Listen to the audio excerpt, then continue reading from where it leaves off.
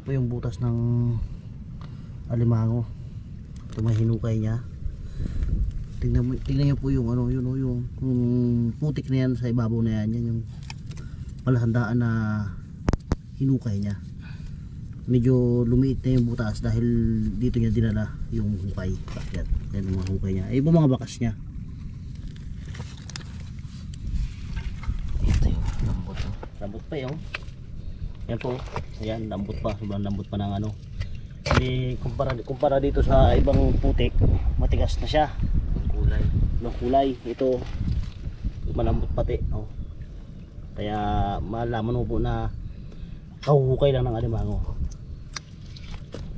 Dami na lang hukay, oh. Laki ng butas na yan. Pinaliit niya na lang, no? Hukay. Malaki na loob to. Malaki loob niya. Magliit na nga lang sa hukay niya. Dami yung hukay niya. Dami hukay. Sana po ito ay mababaw lang.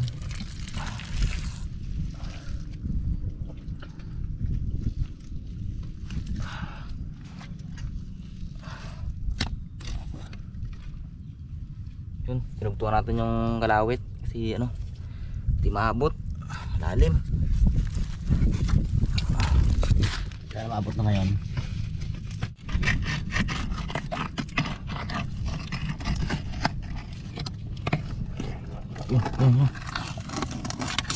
Wow. Ay, isang galamay. Isa lang pa lang sipit. Malaki sana.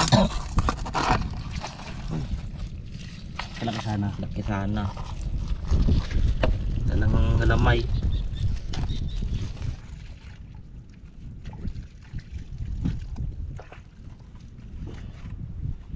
Pwede naman ano, laki po sana kaso lang isang sipit. Ang hinukay niya. Baka siya.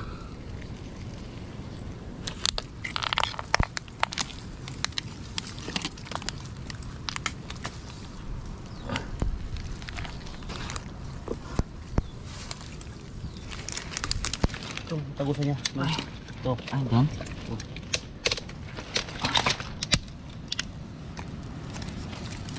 Daming roma.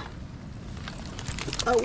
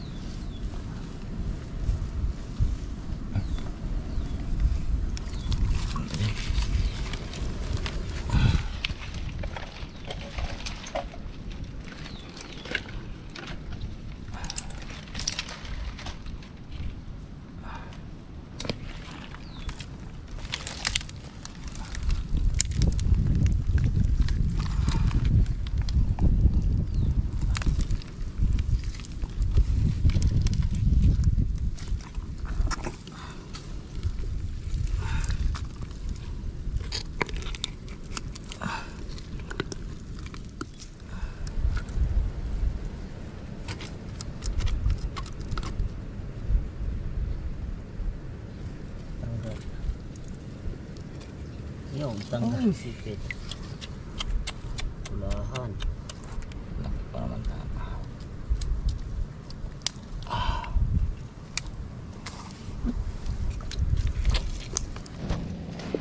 Oh, balik.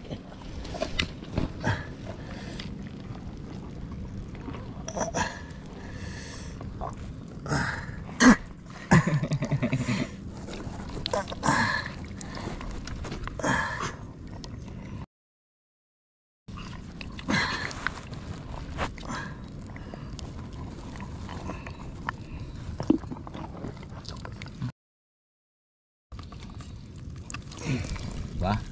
Galing. Yan. Yun, may hukay siya. Ito yung butas.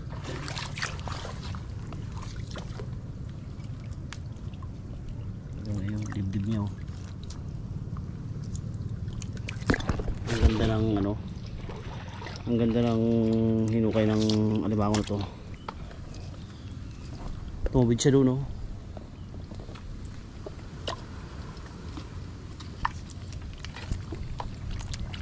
Lalim.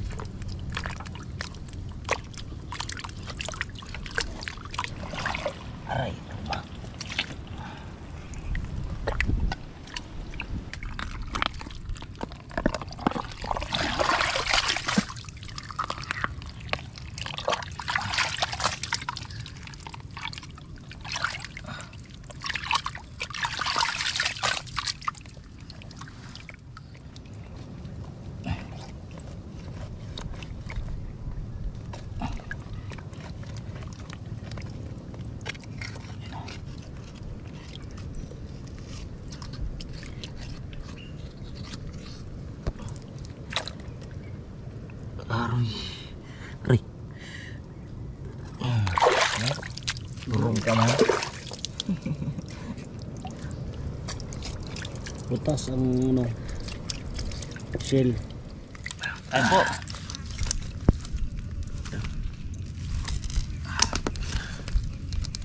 Tapos naitim naman natin ang natin ngayon, ang ating ulam. Uy, kulo na dyan mo. Ano nga eh, gutom na. Narinig mo pa yun? Sasawang pa natin oh. Yung pa rin, siyempre paborito, sukang lipa. Ayun. Atong alimango. Mabog lang ang taba sa kanin. Mapaw.